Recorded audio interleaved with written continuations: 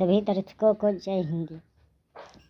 आज हिंदी साहित्य की सर्वचर्चित कहानी कफन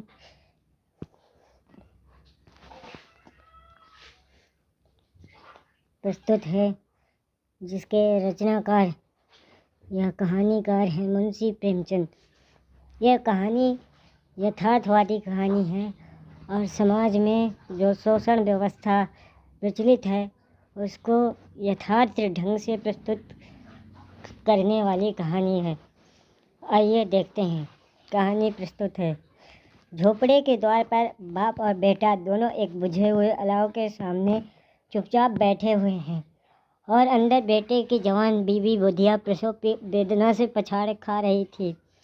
रह रहकर उसके मुंह से ऐसी दिल हिला देने वाली आवाज़ निकलती थी कि दोनों कलेजा थाम लेते थे। जाड़ों की रात थी। प्रकृति सन्नाटे में डूबी हुई। सारा गांव अंधकार में लय हो गया था। घीसू ने कहा, मालूम होता है बचेगी नहीं। सारा दिन दौड़ते ही गया। जा देख तो आ। माधव चिढ़कर बोला, मरना ही है तो जल्दी मर क्यों नहीं जाती? देख कर क्या करूं? तू बड़ा बेदर्द है बे। साल भर जिसके साथ चैन से रहा उसी के साथ इतनी बेवफाई। तो मुझसे तो उसका तड़पना और हाथ पांव पटकना नहीं देखा जाता। चमारों का कुनबा था और सारे गांव में बदनाम। घीसू एक दिन काम करता तो 3 दिन आराम। माधव इतना कामचोर कि 8 घंटे काम करता तो घंटे भर चिलम पीता। इसलिए उन्हें कहीं मजदूरी नहीं मिलती थी। घर में मुट्ठी भर भी अनाज मौजूद हो तो उनके लिए काम करने की कसम थी। जब 2-4 फाके हो जाते, फाके यानी भूखमरी या भूख से तड़पना या कुछ भी खाने को न रहे, तब उसको फाके कहते। जब 2-4 फाके हो जाते, घीसू पेड़ पर चढ़कर लकड़ियाँ तोड़ लाता और माधव बाजार में बेच आता। और जब तक वे पैसे रहते दोनों इधर उधर मारे मारे फिरते। जब फाके की नौबत आ जाती तो फिर लकड़ियाँ तोड़ते और मजदूरी तलाश करते। गांव में काम की कमी न थी। किसानों का गांव था। मेहनती आदमी के लिए 50 काम थे। मगर इन दोनों को लोग उसी वक्त बुलाते जब 2 आदमियों से एक का काम पाकर भी संतोष कर लेने के सिवा और कोई चारा न होता। विचित्र जीवन था इनका। घर में मिट्टी के 2-4 बर्तनों के सिवा कोई संपत्ति नहीं। फटे चिथड़ों से अपनी नग्नता को ढके हुए जिए जाते थे। संसार की चिंताओं से मुक्त, कर्ज से लदे हुए, गालियाँ भी खाते, मार भी खाते, मगर कोई भी गम नहीं। दिन इतने की वसूली की आशा न रहने पर भी लोग इन्हें कुछ न कुछ कर्ज दे देते थे। मटर आलू की फसल में दूसरों के खेतों से मटर या आलू उखाड़ लाते और भून भान कर खा लेते, या 10-5 ऊख उखाड़ लाते और रात को चूसते।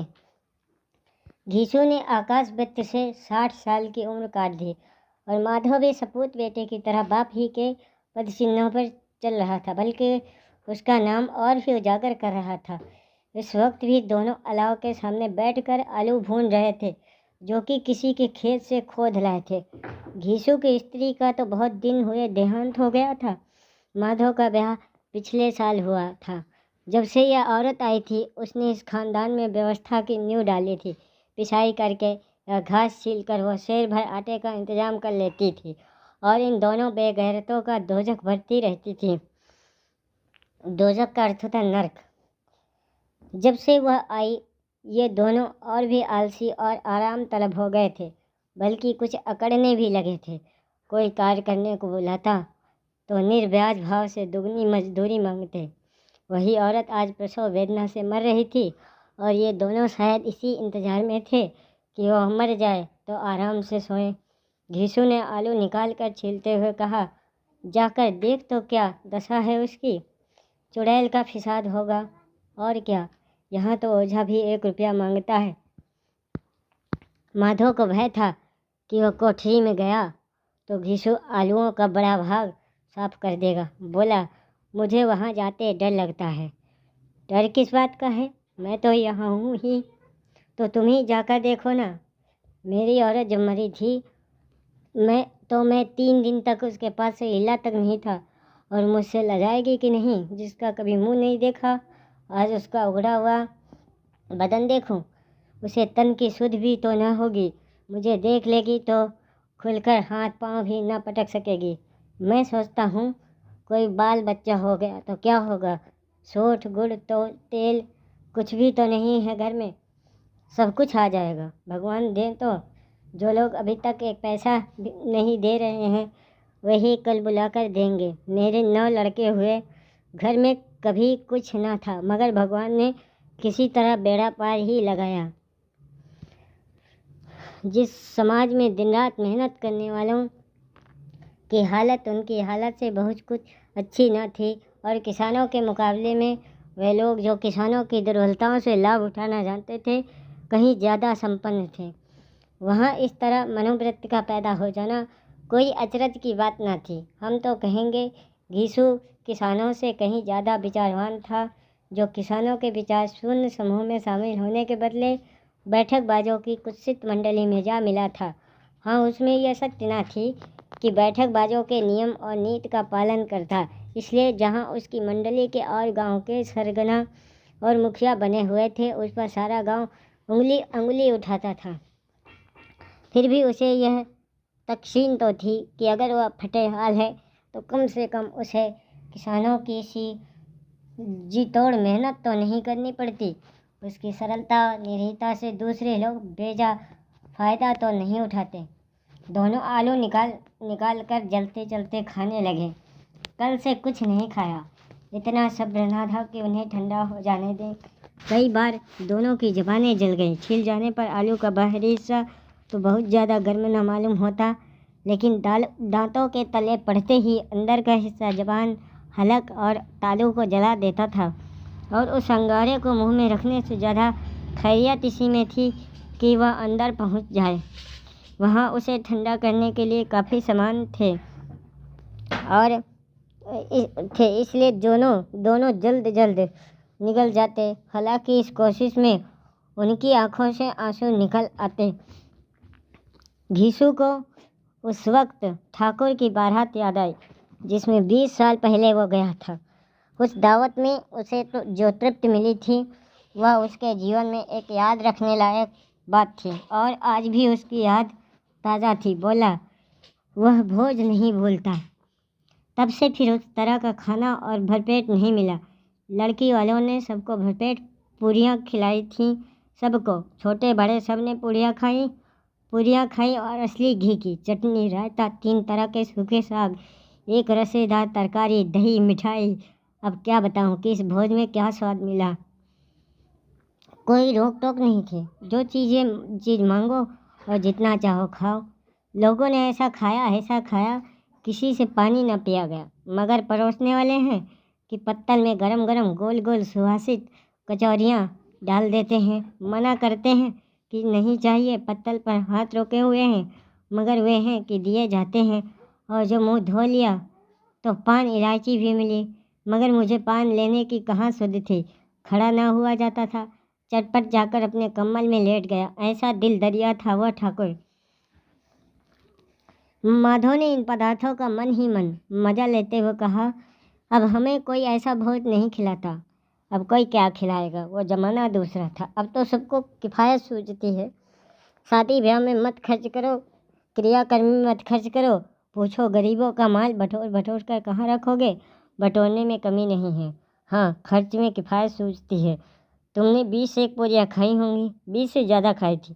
मैं 50 खा जाता, 50 से कम मैंने भी न खाई होगी। अच्छा पट्टा था, तू तो मेरा आधा भी नहीं है। आलू खाकर दोनों ने पानी पिया और वहीं अलाव के सामने अपनी धोतियाँ ओढ़कर पाँव पेट में डाले सो रहे, जैसे 2 बड़े बड़े अजगर गेंडुलिया मारे पड़े हों, और बुधिया अभी तक कर रही थी। सवेरे माधव ने कोठरी में जाकर देखा तो उसकी स्त्री ठंडी हो गई थी। उसके मुंह पर मक्खियाँ भिनक रही थीं, पथराई हुई आंखें ऊपर टंगी हुई थी, सारी देह धूल से लथपथ हो रही थी। उसके पेट में बच्चा मर गया था। माधव भागा हुआ घीसू के पास आया। फिर दोनों जोर जोर से हाय हाय करने लगे और छाती पीटने लगे। पड़ोस वालों ने यह रोना धोना सुना तो दौड़े हुए आए और पुरानी मर्यादा के अनुसार इन अभागों को समझाने लगे, मगर ज़्यादा रोने पीटने का अवसर न था। कफन और लकड़ी की फिक्र करनी थी, पर घर में तो पैसा इस तरह गायब था कि जैसे चील के घोंसले में मांस। बाप बेटे रोते हुए गांव के जमींदार के पास गए। वह इन दोनों की सूरत से नफरत करते थे। कई बार इन्हें अपने हाथों पीट चुके थे, चोरी करने के लिए, वादे पर काम न आने के लिए। पूछा, क्या है बे घिसुआ, रोता क्यों है? अब तो कहीं दिखाई भी नहीं देता, मालूम होता है इस गांव में रहना नहीं चाहता। घीसू ने जमीन पर सिर रखकर आंखों में आंसू भरे हुए कहा, सरकार बड़ी विपत्ति में हूँ। माधव की घरवाली रात को गुजर गई। रात भर तड़पती रही सरकार। हम दोनों उसके सिरहाने बैठे रहे, दवा दारू जो कुछ हो सका सब कुछ किया, मुदा वह हमें दगा दे गई। अब कोई एक रोटी देने वाला भी न रहा। मालिक तबाह हो गए, घर उजड़ गया। आपका गुलाम हूँ, अब आपके सिवा कौन उसकी मिट्टी उठेगी? अब आपके सिवा कौन उसकी मिट्टी उठेगी? आपके सिवा किसके द्वार पर जाऊँ? जमींदार साहब दयालु थे, मगर घीसू पर दया करना काले कंबल पर रंग चढ़ाना था। जी में तो आया कह दें चल दूर हो जा यहाँ से, यूँ तो बुलाने से भी नहीं आता। आज जब गरज पड़ी तो आकर खुशामद कर रहा है, हरामखोर कहीं का, बदमाश। लेकिन एक क्रोध या दंड का अवसर न था। जी में कुड़ते हुए 2 रुपए निकाल कर फेंक दिए, मगर सांत्वना का एक शब्द भी मुँह से ना निकाला। उसकी तरफ ताका भी नहीं, जैसे सिर का बोझ उतारा हो। जब जमींदार साहब ने 2 रुपए दिए तो गांव के बनिए महाजनों को इनकार का साहस कैसे होता? घीसू जमींदार के नाम का ढिंढोरा भी पीटना खूब जानता था। किसी ने 2 आने दिए, किसी ने 4 आने। 1 घंटे में घीसू के पास 5 रुपए की अच्छी रकम जमा हो गई। कहीं से अनाज मिल गया, कहीं से लकड़ी। और दोपहर को घीसू और माधव बाजार में कफन लाने चले। इधर लोग बांस काटने लगे। गांव की नरम दिल स्त्रियां आकर लाश को देखती थीं और उसकी बेकसी पर 2 बूंद आंसू गिराकर चली जाती थी। कैसा बुरा रिवाज है कि जिसे जीते जी तन ढांकने को चिथड़ा भी न मिले, उसे मरने पर कफन चाहिए। कफन लाश के साथ जल ही तो जाता है, और क्या रखा रहता है। यही 5 रुपए पहले मिलते तो कुछ दवा दारू कर लेते। दोनों एक दूसरे के मन की बात ताड़ रहे थे। बाजार में इधर उधर घूमते रहे, कभी इस बजाज की दुकान पर गए, कभी उसकी दुकान पर। तो तरह तरह के कपड़े रेशमी और सूती देखे, मगर कुछ जचा नहीं। यहाँ तक कि शाम हो गई, तब दोनों न जाने किस दैवी प्रेरणा से एक मधुशाला के सामने जा पहुँचे और जैसे किसी पूर्व निश्चित योजना से अंदर चले गए। वहाँ जरा देर तक दोनों असमंजस में खड़े रहे।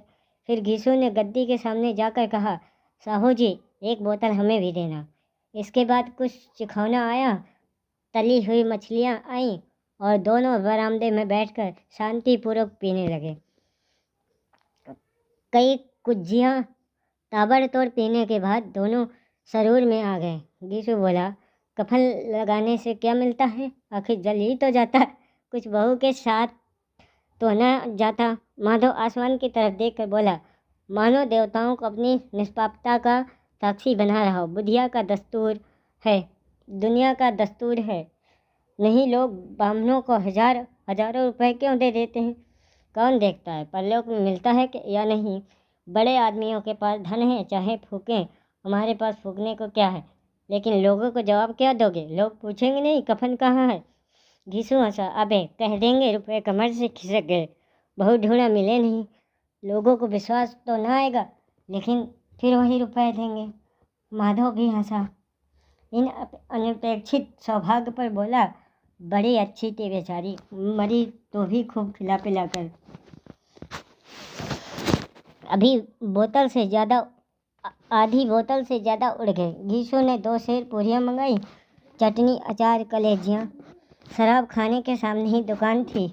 माधव लपक कर 2 पत्तलों में सारा सामान ले आया। पूरा 1.5 रुपया और खर्च हो गया, सिर्फ थोड़े से पैसे बच रहे। दोनों इस वक्त शान से बैठे हुए पूरियाँ खा रहे थे। जैसे जंगल में कोई शेर अपना शिकार उड़ा रहा हो। न जवाबदेही का खौफ था, न बदनामी की फिक्र। इन भावनाओं को उन्होंने बहुत पहले ही जीत लिया था। घीसू दार्शनिक भाव में बोला, हमारी आत्मा प्रसन्न हो रही है तो उसे पुण्य न होगा?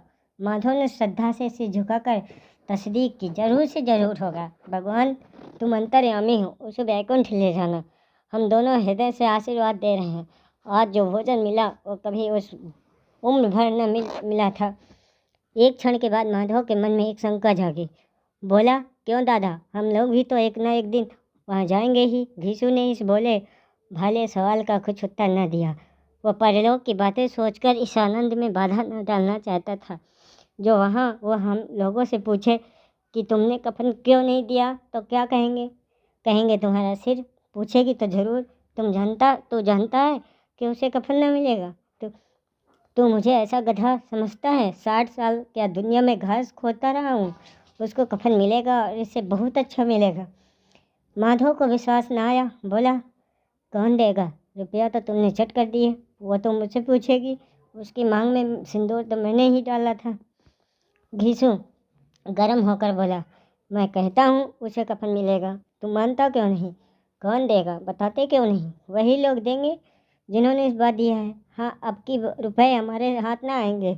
ज्यों ज्यों अंधेरा बढ़ता था और सितारों की चमक तेज होती थी, मधुशाला की रौनक भी बढ़ती जाती थी।